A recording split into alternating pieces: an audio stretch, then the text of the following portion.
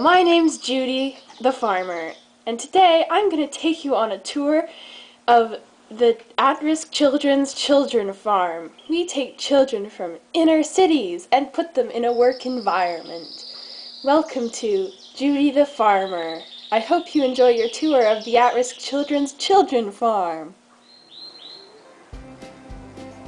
Welcome to the at-risk children's children farm. As you can see, I am in a horse-drawn buggy. We don't use any modern technologies here, which means no tractors, only hard work. This rule teaches our at-risk children the value of hard work. Join us as we go this way.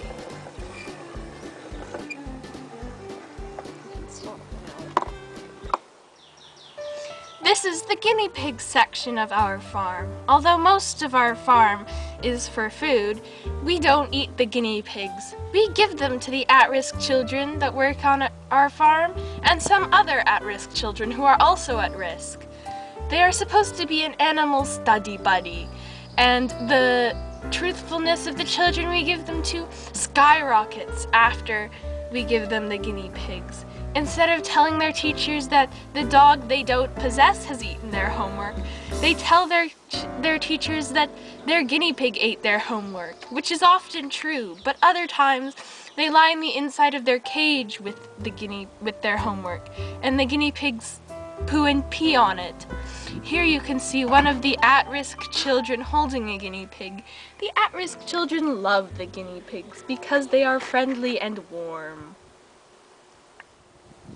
This is the goat section of our farm. See how lively they are? They just love to jump from rock to rock. Because in their natural habitat they live in the mountains, we like to put them high up in mountainous terrain. We have 2 baby goats and 1 mummy goat. The mother goat just loves her offspring, even though they aren't hers. We found them in the deserts of Mongolia. We almost lost one of our goats recently to an almost fatal fall, so we've decided we may move the goats to a less treacherous terrain, maybe at a lower altitude, because as you can see, I am quite high up. If I were to fall right now, I would probably die, but the goat didn't because it's more resilient than I am. Several of our goats have died from this fall, so we are rethinking our choice of placement for the goat section of our farm. Here I am with the at-risk children working. Right behind me you can see a child teaching a pony how to pull a cart. And to the left of that there is a child learning how to ride a pony. Remember I told you how we have no tractors here? Behind the ponies, you can see 2 children moving bales of hay on a wheelbarrow. The girl in the blue with the straw hat is going to fetch water to feed the ponies. And the girl with the white hat is giving the vegetables she's harvested to the girl in the pedal-powered mover thing. It's very useful to have all these children to do all this work. Behind them you have bunnies. Look, a child is stuck in the bunny hutch. Oh, children and their pranks. Now we come to our horses, cows, donkeys, and camels part of our farm. I am on our farm's only horse that is just for riding. The other horses go around and do things at special events, or, like our 2 white and gray horses, pull the carts. Behind me is our only bull. The bull is mostly used in our annual rodeo, which just happens to be coming up.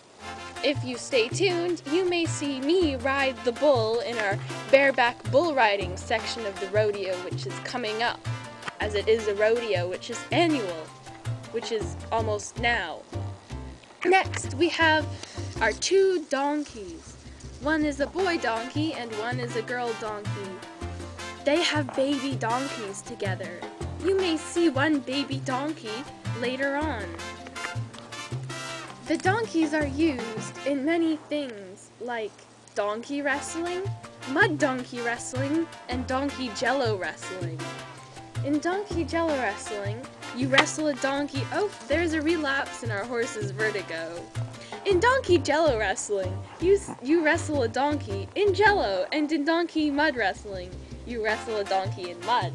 The donkeys are also used in many nativity plays done by local churches. Next, we have our camels.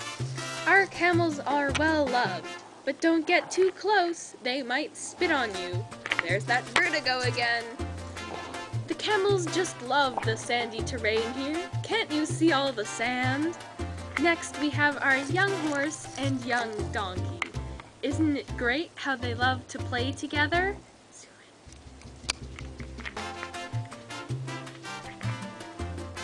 Now comes to our sheep herding portion of the At-Risk Children's Children Farm.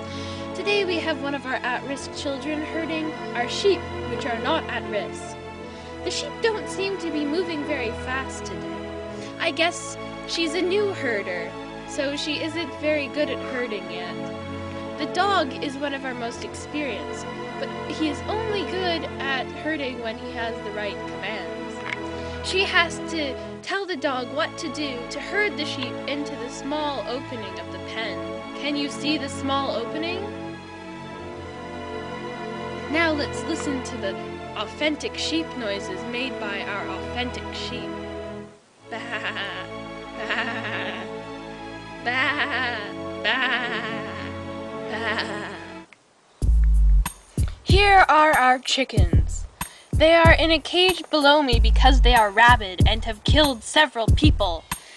We need to keep the population in check, so we only have 2 chickens, a rooster, and a chick. Listen to their rabid noises.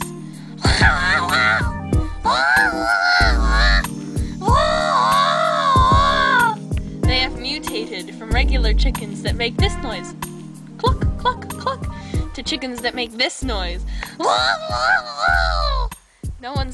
No one's quite sure why they have become rabid, but we didn't want them to kill anyone else, so we put them in this underground cage with no food, but they don't seem to need food, they just keep reproducing. Behind me we have our woodpile. In our woodpile lives a rat. The rat is much loved here at our At-Risk Children's Farm. Everyone loves this rat, which makes it well loved. It's quite sweet and only bites you if you bite it, so no one bites it anymore. Even though work is important, here at the At-Risk Children Farm, everyone needs their downtime. Children like to sit in the garden and play with the puppies. Because there is no TV or computers here, they need to learn to play outside. So they play with the puppies and sit in the garden. The at-risk children's violence has gone down since they have not been exposed to video games and other violent things. The puppies are quite soothing, and sometimes the children sleep with them. For the past 6 months, none of the at-risk children have killed even one puppy. It's a record. We put it in our Hall of Records from the At-Risk Children's Farm. Next, you'll see the At-Risk Children's Farm Rodeo, where I will be featured riding a bull. Here we are at the At-Risk Children's Farm Rodeo. See all the children in the stands? Those are all the at-risk children we have working at the children's farm at this time. Once the bull is let out of this small pen, it will go wild, bucking and rocking and jumping. I need to stay on the bull for 8 seconds. The gates should be opening right about now.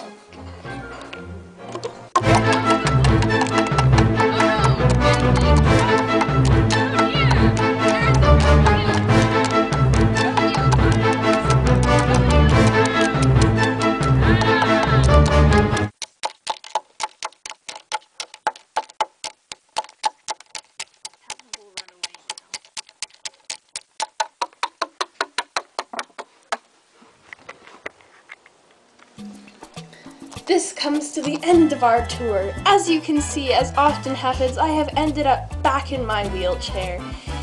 Even though I was trampled by a 400-pound bull in front of children, I am still glad I got to experience a rodeo. I will never do it again, ever, even though it was a good experience. But it is not an experience I would like to repeat. I stayed in the hospital for 4 months and went under numerous physiotherapy. My doctors think I may have to stay in the wheelchair longer than I have the previous 2 times. I hope that I will see you again in the next video. I hope you enjoyed Judy the Farmer.